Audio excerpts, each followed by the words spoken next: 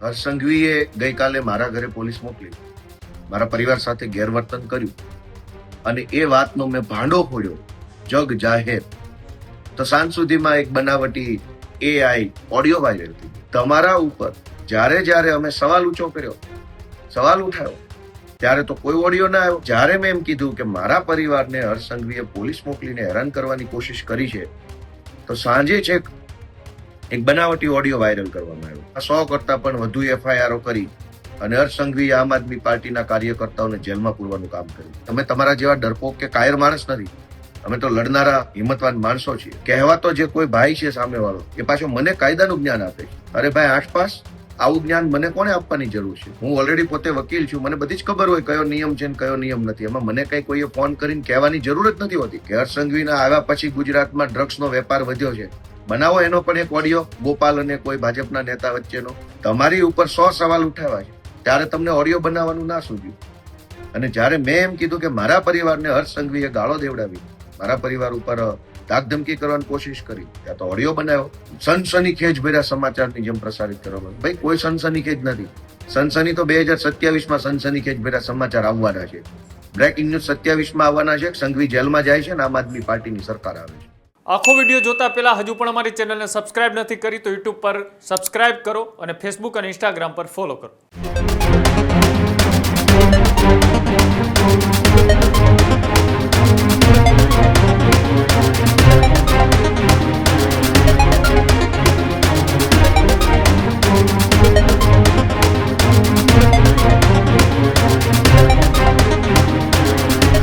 ધારાસભ્ય ગોપાલ ઇટાલિયાને લઈને મહત્વપૂર્ણ સમાચાર સામે આવી રહ્યા છે. વિસાવદરના ધારાસભ્ય ગોપાલ ઇટાલિયાનો જે ઓડિયો વાયરલ થઈ રહ્યો હતો, એ વાયરલ ઓડિયો મામલે ગોપાલ ઇટાલિયા મીડિયા સમક્ષ આવ્યા છે. ઓડિયો વાયરલ થતાં જ ગોપાલ ઇટાલિયાએ સોશિયલ મીડિયાના માધ્યમથી એક ખુલાસો કર્યો છે. ગોપાલ ઇટાલિયાએ ખુલાસો કરતા કહ્યું કે આ ઓડિયો AI જનરેટેડ છે, પરંતુ ઇટાલિયાએ ખુલાસો કરતા સોશિયલ મીડિયામાં જે વિડીયો મૂક્યો જેમાં ગેરવર્તણૂક રીતે વાત કરતા જોવા મળ્યા. ફરી એક વખત હર્ષ સંઘવી સામે ખોટી હેરાનગતિના આરોપ લગાવ્યા. અગાઉ મારા પરિવારને ધાકધમકી આપ્યા હોવાની વાત ગોપાલ ઇટાલિયાએ કરી. હવે બનાવટી ઓડિયો વાયરલ કરવામાં આવ્યો. જનતા બધું જાણતી હોવાની વાત ગોપાલ ઇટાલિયા કર્યો છે. અને હવે ગોપાલ ઇટાલિયાનો જે ઓડિયો વાયરલ થઈ રહ્યો હતો તે મામલે તેમને ખુલાસો તો કર્યો, પરંતુ કેમ ધારાસભ્ય ગોપાલ ઇટાલિયાએ તેમના નિવાસસ્થાને મળેલા મહેસાણાના સમન્સ મામલે કેમ ન બોલ્યા? મહેસાણા કોર્ટ તરફથી ઇટાલિયાને નોન બેલેબલ વોરંટ ઇસ્યુ થયું, એ મામલે કેમ વાયરલ એ લાઈવ વિડીયોની અંદર ન બોલ્યા? દર વખતે એ ગુજરાત પોલીસ અને નાયબ મુખ્યમંત્રી સામે સવાલ ઉઠાવનાર ગોપાલ ઇટાલિયાની સામે જ્યારે પોતાની વાત આવે છે ત્યારે કેમ ઢાંક પીછોડો કરે છે? શું ગોપાલ ઇટાલિયાએ માત્ર વ્યક્તિગત પ્રહારો કરી અને સાંત્વના મેળવવા માંગી રહ્યા છે? મુદ્દાની વાત કરવાની જગ્યાએ બીજા બધા મુદ્દાઓ પર કેમ ગોપાલ ઇટાલિયા વિડીયો બનાવે છે? અને જો ગોપાલ ઇટાલિયા પાસે એવા પુરાવા હોય કે તેમના નિવાસસ્થાને જઈ અને પોલીસે ધાક ધમકી આપી છે, તો એના પુરાવા કેમ નથી આપતા? અમથા તો ગોપાલ ઇટાલિયાએ વારંવાર નાની વાતના પુરાવાઓ રજૂ કરે છે, નાની વાતના એ લોકો સમક્ષ પોતાની વાત મૂકે છે. તો આ વાતની અંદર કેમ તેમણે સમન્સની વાતનો ઉલ્લેખ ન કર્યો?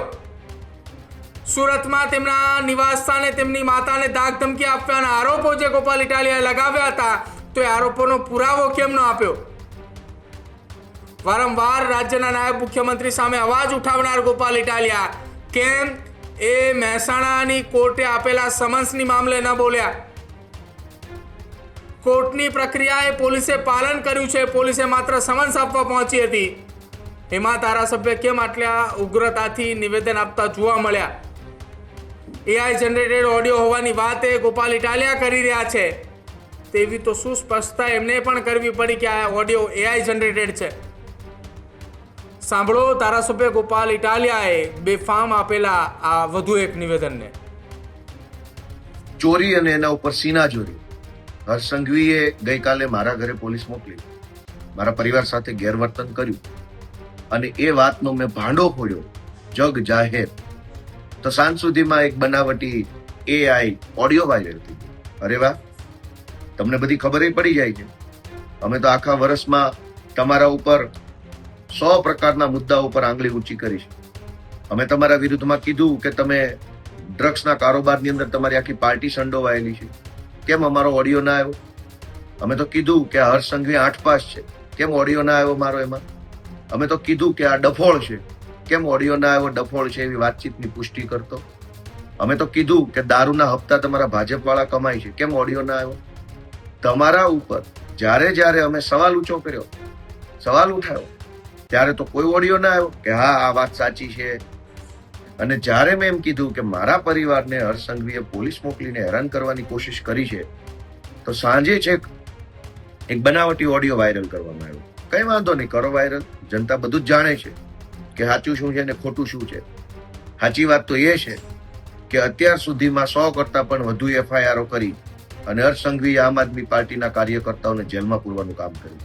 પણ કઈ વાંધો નહીં, અમે કોઈ તમારાથી ડરતા નથી કે અમે કોઈ તમારાથી કઈ ભાગી જવાના નથી. તમારે અમારી ધરપકડ કરવી હોય તો આ ખુલ્લેઆમ જ ફરીએ છીએ. જ્યારે કરવી હોય ત્યારે કરી શકો છો.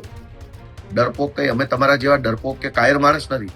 અમે તો લડનારા હિંમતવાન માણસો છીએ. ગઈકાલે જે કૃત્ય કર્યું એ કૃત્ય અત્યંત નિમ્ન કક્ષાનું હતું, અત્યંત જઘન્ય પ્રકારનું કહી શકાય. અને ચોરી ઉપરથી સીનાચોરી, કે એક તો મારા પરિવારને હેરાન કરવા, ધાકધમકી કરાવવા માટે તમે પોલીસ મોકલો છો અને ઉપરથી પાછો ઓડિયો બનાવવાનો. અને ઓડિયો પણ 8 પાસ ને છાજે એવો ઓડિયો છે. કોઈ ડફોળ માણસ, હલકી બુદ્ધિનો માણસ, નિમ્ન કક્ષાની વૃત્તિ ધરાવતો માણસ જેવો ઓડિયો બનાવે એવો ઓડિયો છે.